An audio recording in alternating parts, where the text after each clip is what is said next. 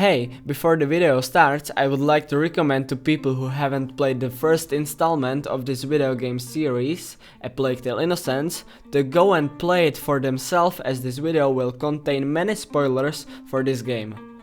And if you've already played A Plague Tale Innocence and you don't want to play it again, I have a short recap of the story for you.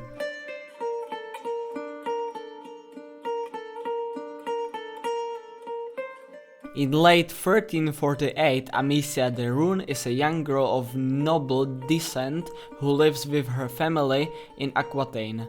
Her younger brother Hugo has been ill since birth. Their mother Beatrice, an alchemist, has sheltered him in their estate for years while trying to devise a cure. While hunting with her father Robert in the forest, Amicia encounters an unusual substance on the ground, and her dog Lion is gruesomely consumed by an unseen entity. Inquisition troops led by Lord Nicholas arrive at the de Rune estate in search of Hugo, executing Robert and slaughtering the family servants. Beatrice helps her children escape and instructs Amicia to take Hugo to a doctor named Laurentius before she is killed by Nicholas. The children flee to a nearby village where they learn that the hordes of ravenous rats have been spreading the Black Plague, known as the Bite. The two are wanted by the Inquisition and have to invade the villagers. Amicia and Hugo eventually reach Laurentius' farm and find him severely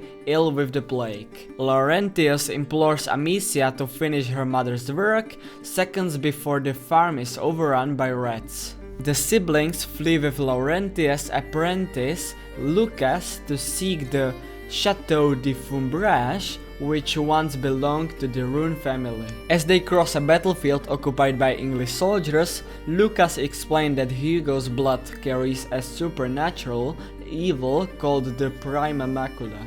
Hugo and Amicia are briefly captured but escape with the help of siblings, thieves Millie and Arthur. Arthur is captured as the others escape to Chateau de Fumbrage. Lucas needs a forbidden book called Sanguinis Itinera to complete the elixir that may help Hugo.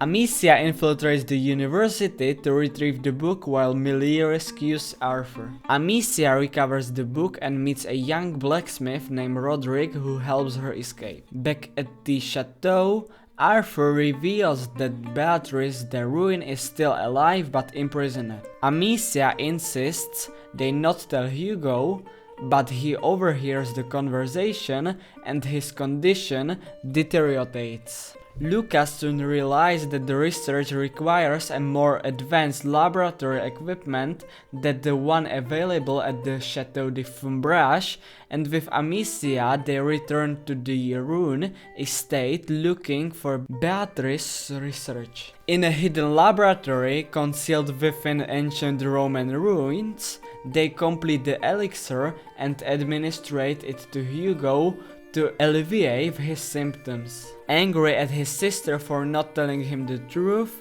Hugo runs away and joins the Inquisition to find Beatrice. Vitalis injects himself with Hugo's blood so that he can possess the power of Macula, but Lucas' elixir has delayed its development. Hugo escapes and finds Beatrice. Before they recapture, she reveals that the Macula gives him the power to control the rats. Vitalis threatens Beatrice's life to force Hugo's powers to fully awaken. Back at the Chateau de Fumbrage, the children are still searching for Hugo's whereabouts when a month later, the castle is attacked by a swarm of rats guided by a brainwash Hugo, who is still angry at Amicia. Nicholas, who is accompanying him, kills Arthur and orders Hugo to kill his sister, but she convinces her brother to reject the Inquisition, and they work together to battle Nicholas until the rats consume him. The children decide to confront Vitalis. As they fight their way to the bastion, Roderick sacrifices himself to protect Hugo and Amicia. Vitalis evades their arrival, having bred thousands of white rats that only he can control. Hugo ultimately overpowers Vitalis and Amicia kills him. 3 days later, Both the rats and the plague have disappeared and life begins to return to normal. Amicia, Hugo, Lucas, and Beatrice live in search of a new home.